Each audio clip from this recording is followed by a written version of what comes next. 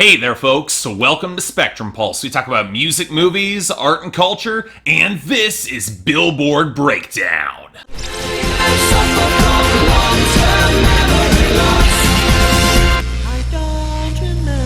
You know, if I were going to describe this week of the Hot 100 for posterity, and I have no idea why anyone would bother with any week, let alone this one, it would be for muted chaos. Oh, make no mistake, a fair amount actually happened, especially with the expected drop-off for the weekend, but none of it was at the volume where it would cause significant changes or a bout of huge new arrivals on the charts. And, of course, a big part of that is Christmas music making its expected return to slow everything down, whether you wanted it or not. Of course, the big thing that I noticed is that despite a huge debut on the Billboard 200 at number 1, and despite me making a bold prediction otherwise, not a single song from the Hamilton mixtape crossed over to the Hot 100 this week. Which means that of our new arrivals, okay, we'll get to them. Of course, none of this had a direct impact on our top 10, which again was mostly static this week. Black Beatles by Ray Shrimmer and Gucci Mane still held on to the number 1. Even though they aren't quite as dominant on streaming as they were, they still have the barest possible lead in sales and picked up a lot of airplay to compensate. And yet, Starboy by The Weeknd is pretty close behind at number 2. It leads in on-demand streaming, it overtook Black Beatles on YouTube, and it's surprisingly stable on airplay, although it's a real guess whether or not it'll stick around for much longer. Then there's Closer by the Chainsmokers featuring Halsey at number 3, which may have picked up some on-demand streaming, but lost the YouTube lead, took a sales hit, and has been bleeding airplay all week. So its position looks a fair bit more precarious here. Then we got 24 Karat Magic by Bruno Mars regaining traction at number 4. Sure, radio gains have slowed significantly, but it's stable on sales, it's picking up streaming, so hey, you never know. It moved past Side to Side by Ariana Grande and Nicki Minaj, which fell down to number 5 despite airplay gains and solid streaming and YouTube. It had a bad week on sales. Now this opens things up a little bit for Juju on Dat Beat by Zayn McCall and Zay Hilfiger at number 6, but at this point all it really has is streaming, and that will not last forever. It's got no other traction to fall back on. This, unfortunately, is not the case for Don't Wanna Know by Maroon 5 featuring Kendrick Lamar, which went up to number 7 because it has airplay traction that just won't die. And yes, sales went down, but streaming picked up a bit to compensate, and that really is not a good sign. Either way, it pushed past Let Me Love You by DJ Snake and Justin Bieber down to number 8, which meant into airplay free fall and only held up against its miserable sales thanks to a slight streaming boost. Then there's Heathens by 21 Pilots at number 9, which spent the week losing everything, and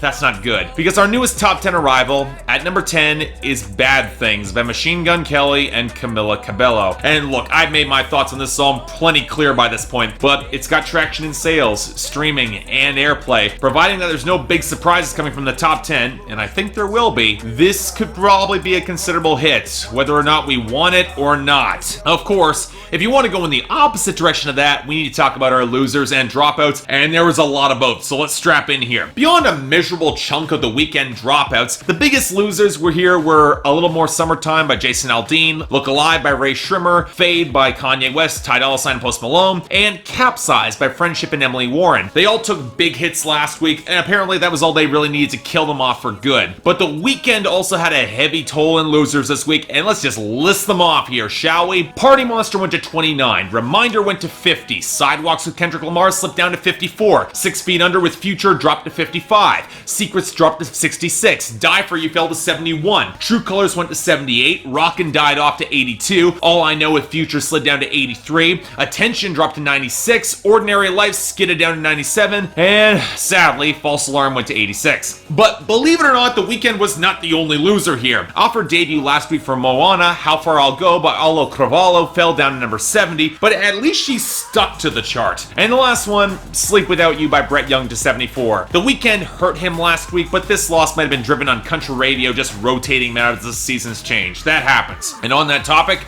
our gains and returns start off with the most predictable big jumps driven by Christmas. Yep, Jingle Bell Rock by Bobby Helms at 35 and Rockin' Around the Christmas Tree by Brenda Lee at 37. They're both back in the top 40. And in case you get sick of the sanitized and overplayed material, we also have Play That Song by Train making a big return to 77.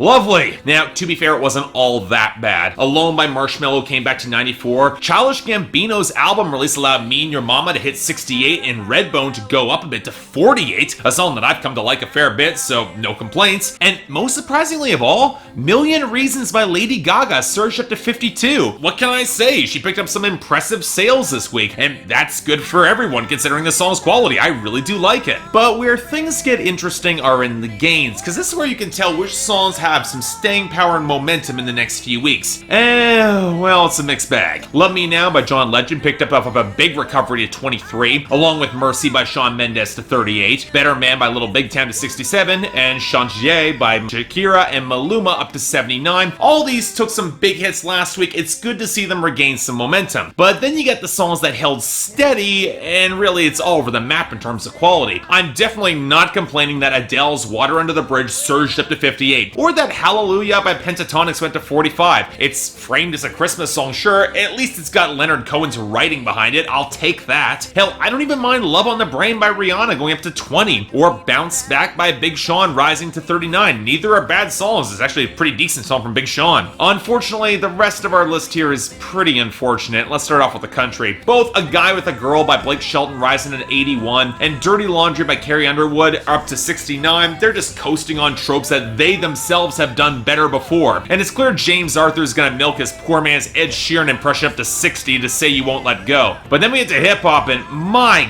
god, how is there still a market for Bad and Bougie by Migos featuring Lil Uzi Vert up to 24? Or No Heart by 21 Savage and Metro Boomin up to 57? I swear, if any hip-hop from the Hamilton mixtape had charted, it would eat this garbage for lunch. And on that note, considering the majority of our new arrivals are hip-hop, let's dig in, starting off with number 100, Rockabye by Clean Bandit featuring Sean Paul and Anne Marie. Rockabye, baby, don't you cry. Somebody's got you, rockabye, baby, rockabye.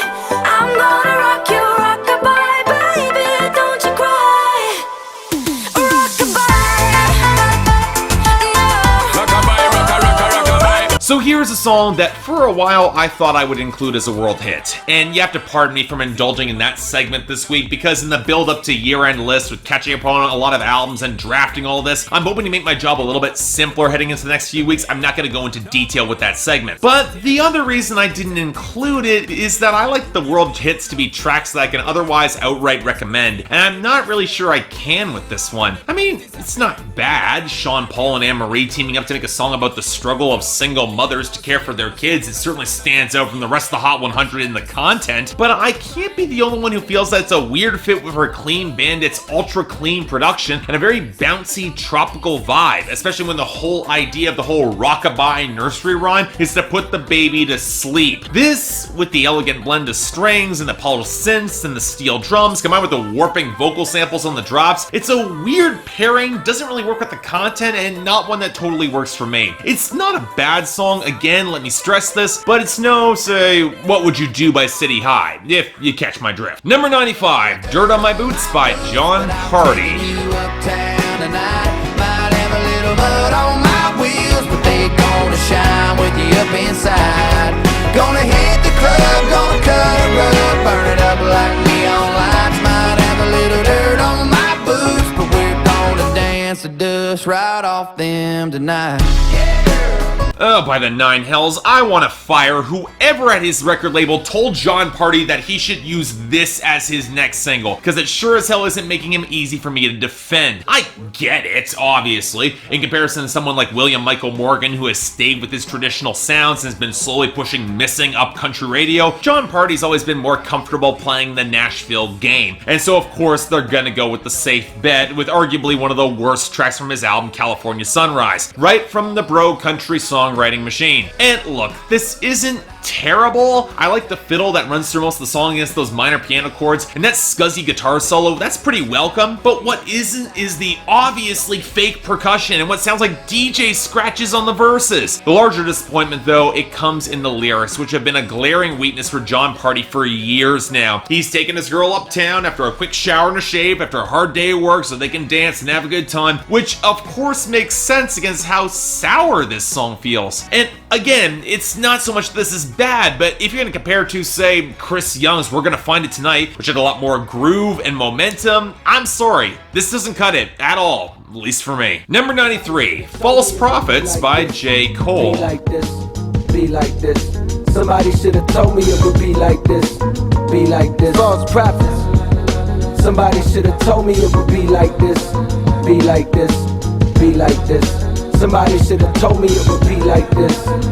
Yeah. So, for those of you who've been asking, yes, the J. Cole album is on my schedule. I've been looking to say a lot more about the whole cultural aftermath of all this when I talk about the album. But for this song itself, okay, I'm gonna say it. I liked it a lot more when Joey Badass flipped this sample with a thicker bass line and more prominent guitars. Because just like that new J. Cole album, a lot of the instrumental tones feel entirely too muted and drab. It's a good melody, it's a good sample, I like how it picks up some twinkling fragments as the song progresses, but the bass and the guitar don't have the same swell or texture here. And on the topic of that new album, it's very telling that J. Cole's actually setting up punchlines and tighter rhymes here, which got to be surprisingly scarce across that new record. But again, that's for the review, so what about the content with this? Well, again, I don't want to spoil too much here, but suffice to say that for as much as J. Cole is showing his disappointment in his idols and his humility and questioning whether or not he's doing it for the fame or for the art and how he wants his fans to find God in themselves and not in him and idolize him, yeah, I'll believe it about as much as when I hear from Lucas Graham, because otherwise you would not have packaged this song in a sucker shit diss track, putting your friend on blast for his depression and insecurities and targeting your inspiration while he's having a mental breakdown that seems to be ongoing given what happened today, just so you can get hype for your upcoming record where this song isn't even included. Just keep that in mind, folks. From a craftsmanship point of view, I can mostly appreciate this, but I'm not sure I have much desire to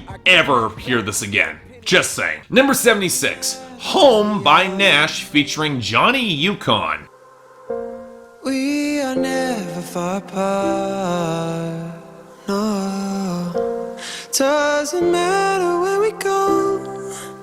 When I'm with you, I am home. Yeah, I am home. Okay, see, this is the problem when you normalize putting boring songs on the radio and giving them hits, because these artists behind them start picking up traction to release more songs. Now, for those of you who forgot, which I'm assuming is the justified assumption that's larger than the number of people who remember, Gnash is a rapper who claims to be influenced by Jack Johnson, the Postal Service, and Death Cab for Cutie, and who apparently thought that what the charts needed was him biting Drake's older flows with significantly less charisma. This is the guy who released I Hate You, I Love You, that muddy slog of a toxic relationship that gets worse the more you even try to think about the lyrics. And now he's back with his follow-up single, Home, and I have to admit, I'm a little bit surprised by this. Oh, just like his last hit, it's grounded in piano, but the fuzzy beat here is actually a little bit more grit, and Gnash is actually rapping with a little bit more intensity. And hell, is singing on the end of the second verse, it's not bad, although the multi-tracking and assistance from Johnny Yukon's crooning gives him a fair bit more support there. He's not exactly a powerhouse vocalist. And while the entire song still feels a lot more drab than otherwise like, I appreciate that Gnash tightens up the detailed focus and shows that he's trying to get whatever money he can to help so his parents and sister aren't forced to move out of their house, especially when he knows that that sort of stress could give his dad a heart attack if he tried to do it. In other words, yeah, this actually feels grounded and human in a way that I can respect. It's a decent song. I'm still not at all on board with Gnash as an artist, especially in the mainstream of the pop charts, but you know what? This is a promising step, so I'll give him that. Check this out if you're interested. And finally, number 65, Black Barbies by Nicki Minaj and Mike Will Made It.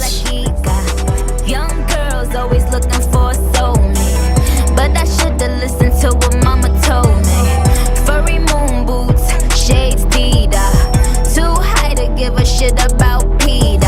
So okay, I'm still not quite sick of Black Beatles yet. It's a decent song and probably Ray Shrimmer's best work, but how could you possibly make it better? Well, why not remix it, throw out nearly all of Ray Shrimmer and Gucci Mane's bars, and replace them with verses from Nicki Minaj? That would almost guarantee a better song, and yeah, I would probably make the argument that on a technical level, Black Barbies is better, at least in terms of cohesion. Where Black Beatles barely even tried to make sense lyrically, Nicki turns the song into empowerment for her and her Black Barbies. And yet this is where we get into some frustrating territory, because while I'm not bothered by Nicki's alpha female bragging, I've always been kind of skittish at the implications of her whole Barbie doll shtick, especially when it comes to calling her fans that, and especially when you get lines like pretty face, perfect body, a perfect body that was partially enhanced in the rear end. And hey, that's her choice. I'm not judging her that much for that. But when into the same song you throw in a stream of swipes at other women and clueless guys and the president-elect of all people, seemingly the only song in the pop charts right now to smuggle in a political statement right now, which is kind of blowing my mind, it's clear that she's setting herself up to be idolized, and that can be a little bit hard for me to swallow. And it's not like I disagree with her jabs at the president-elect or at PETA. If you do your research on PETA, you'll quickly find out they're not an animal rights organization that you'll remotely want to support. But when on the second verse she breaks her flow to laugh at her own wordplay like she did back on Only, I have a hard time getting behind this song. Look, it's not bad, and I like to assume that Nicki Minaj's fan base will take her shtick with a grain of salt, but I get the sinking feeling that that's kind of wishful thinking on my part. Still, it's decent, I guess. But overall, we're looking probably the first week of this year, the Billboard year, where the quality has noticeably dipped, with nothing being outright awful, but no great songs here either. For Best of the Week, you know, I'd want to give it to J. Cole, but between the reused sample and frustrating content, I'm gonna go to an artist who actually surprised me. I'm giving it to Home by Gnash and Johnny Yukon instead. Believe me, I'm as surprised as you are. As for the worst, yeah, Dirt on My Boots by John Pardi. It's not bad, but it is a considerable step down from Head Over Boots, and not the direction he should be heading in going forward. The charts are probably going to go through some considerable shifts in the next few days as the holidays and year-end countdowns start to take hold, as more songs from the weekend start to drop off, so strap in for that. But until then, I'm Mark, you're watching Billboard Breakdown on Spectrum Pulse, and I'll see you next time.